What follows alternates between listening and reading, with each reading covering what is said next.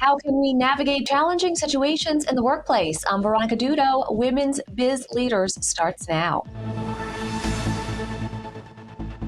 Welcome to Women's Biz Leaders, presented by Women's Biz Global, where each episode we dive into the world of female entrepreneurship and leadership, highlighting the journeys of remarkable women in business. I'll now hand it over to Annie Gibbins, founder and CEO of Women's Biz Global. Welcome to the program. I'm Annie Gibbins, founder and CEO of Women's Biz Global. In this episode, we explore the significance of gravitas in women's leadership through effective communication. And today we're joined by Dr. Louise Mahler, a renowned expert in leadership communication and a champion for empowering women in leadership. Welcome to the program, Dr. Louise. Hi, Annie. Great honour. Thank you. Wonderful to have you join us today, and I'm excited about talking about this word, gravitas, because it's not a common word. It's not a common, it hasn't been a common word in our lifetime, but it was a huge word 2,000 years ago, and we're looking back now to learn from that ancient wisdom. What aspects of this word then? Now, it's so important, I know, because of your area of expertise. We need it for leadership, particularly women in male-dominated industries. What does gravitas actually look like? When someone says you need more gravitas, what does that mean? Well, gravitas is the manner of trust and respect. And we achieve gravitas through what they call 5 canons of rhetoric. And they start off with invention. So does that mean, that means do you actually know what you're talking about? Arrangement, how do you arrange material in a logical way and also psychologically sound way to get your message across? Do you have the right style of language? That means no filler words. Can you remember what you're going to say? And lastly, your delivery, which involves your body, your gestures, and your voice. So that's what gravitas is. You achieve gravitas through the 5 canons of rhetoric. And it's interesting because women need this and men need it. It's equally important for both. And women can really lead the way on this, I think. Interesting point. I hope you're taking notes to our viewers. That's such an interesting example or explanation of what gravitas is. So important for our confidence to be able to show up unapologetically, which you do have to do, obviously, particularly as women in male-dominated industries, but for all women in leadership. So what does that actually mean when someone gets some feedback? Women get feedback and go, for you to actually get to that next level of leadership, that level of position, and you need to have more of this gravitas. What are they actually saying to that woman? Annie, that's fascinating. Women over and over today in performance reviews are being asked to get more gravitas, and they don't know what it is or how to get it. And one of the interesting things people say to them is, oh, you need more confidence. Well, that's fabulous. Where do I buy confidence? It doesn't happen like that. So the ancients believed that confidence is competence, and competence in the skills of gravitas. And what's interesting is the last area, which is delivery, because women have a voice an octave higher than a man.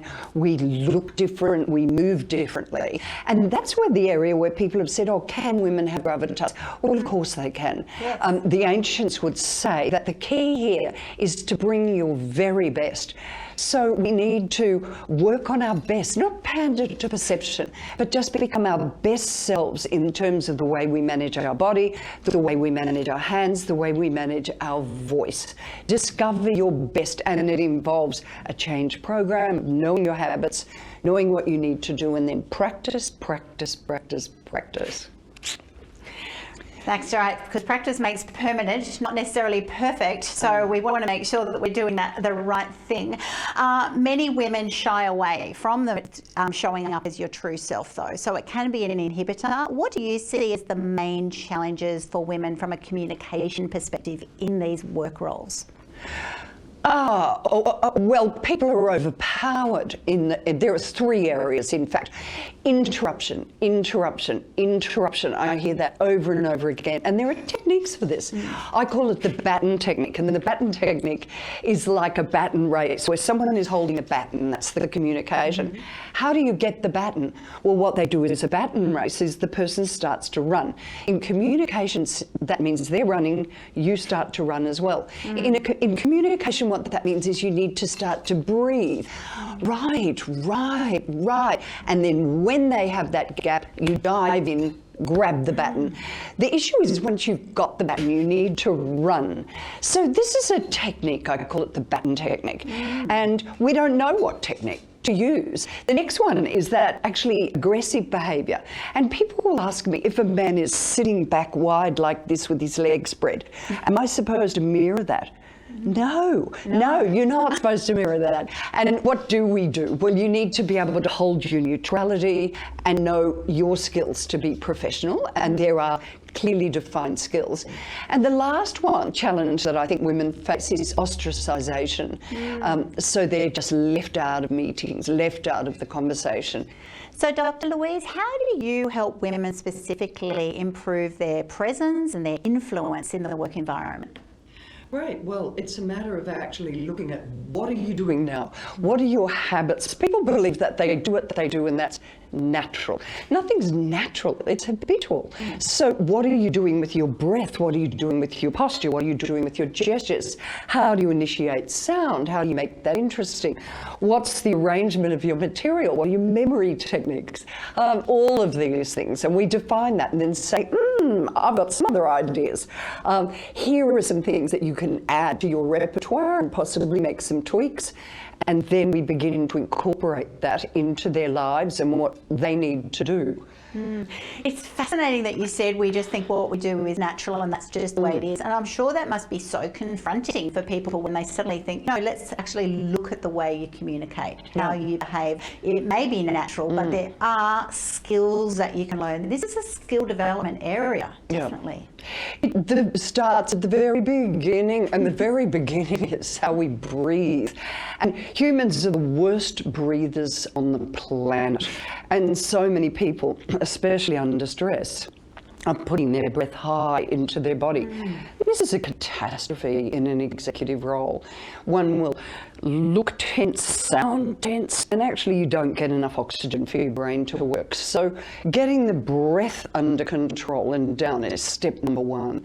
And that it's a habitual pattern of stress that people have, whereas they say it's natural. It's not natural. It's not natural at all. And it's also so important to be conscious about the way you communicate, because that then is going to help you from stopping mimicking other people's behaviours. You know, often you're in a meeting and they'll behave in a certain way and you can do it. Whereas if you're conscious about your own communication style, you just lead with your best foot forward. I'd love you to share an example of maybe someone you've worked with, a situation where someone became acutely aware that what they were doing sort of wasn't actually naturally working for them, and how it actually changed their career path.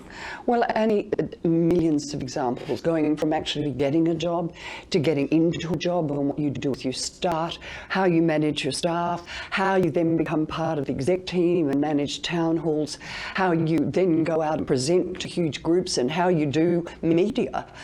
What do you do in that crisis situation? And the examples are multiple. People who are going in for jobs and then raving about what they're talking about and giving them frameworks for their answers and ways to not look anxious. And then when it comes to town halls, one of the ladies that I worked with got the actual job through her interview skills, managed it beautifully with the exec team, and knows how to answer difficult questions. So now the whole exec team at the town halls go, you do it, you do it, you do it. So she ends up doing everything. And other executives who would tell me that they get up at conferences with their important information on an international stage, and everyone just walked out, no comment.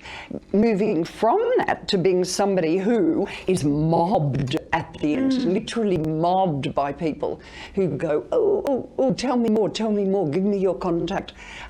It's dramatic. The difference is dramatic. And it is so wonderful when that happens. Let's face it, if you've done a present and people actually come back for more, I mean, that's what you want as a presenter, but it's also what you want in business. You want to have raving fans. You want to have people who leave your services or have had your product and actually say, you know what, you need to go to Dr. Louise, you need to go to Annie Gibbins.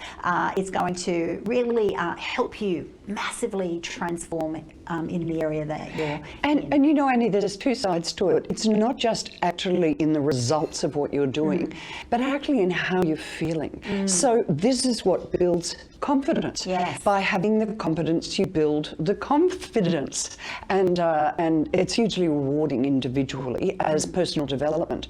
And the other thing people don't realise is that these are authentic skills, because you take them on and make them who you are. You know, I gesture like this. Does that mean that I'm only doing it now? No, it means I do it all the time. It's who I am. So you need to change. It is personal development. It is definitely personal development, and I think that's a sad area that we don't focus on when we get that business brain on. You know, particularly we're always on a race. We want the next step, and we're very result focused. Whereas what you're telling us today is to get those results, you know what, you've got to focus on that personal development.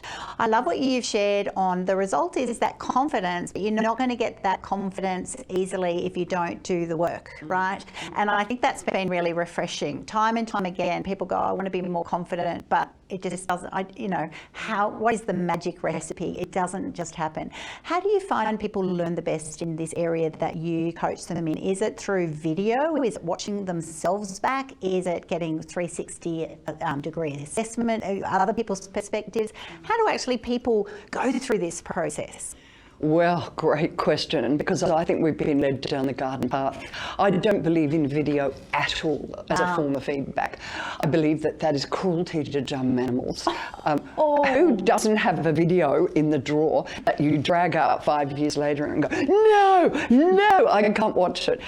You know, we read so much that's wrong into our videos. The next thing is that getting feedback from others.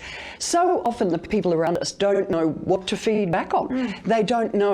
So they just go, no, it was good. It's not actionable, useful feedback. So they need to work with an expert, actually, who can define what it is they're doing, point it out to them, and then show them the way forward. And to make it funny, humour is a huge part of it, because it can be confrontational. So to make it non-confrontational, it's got to be funny.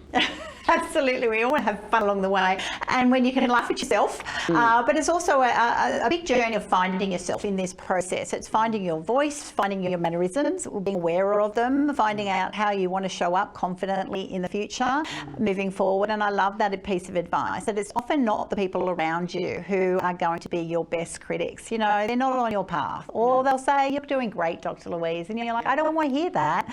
I actually want to hear honest feedback from someone who is ahead on the journey. So now you speak all around the world on different keynotes, inspiring and empowering young women and men to be able to really start confidently showing up. I really thank you for sharing on our show today. It's been so many wonderful tips and tricks. To our viewers, thank you so much for joining us. I hope you've learnt a lot about gravitas. I know I certainly have. I've certainly been able to pull back and think about that word confidence, and I'm sure you have as well. There's a lot of work to be done under that very important topic of confidence, and I hope you've learnt some very insightful tips and tricks today. And I look forward to seeing you on our next episode. Bye for now. You're watching Ticker. We'll have more in just a few minutes.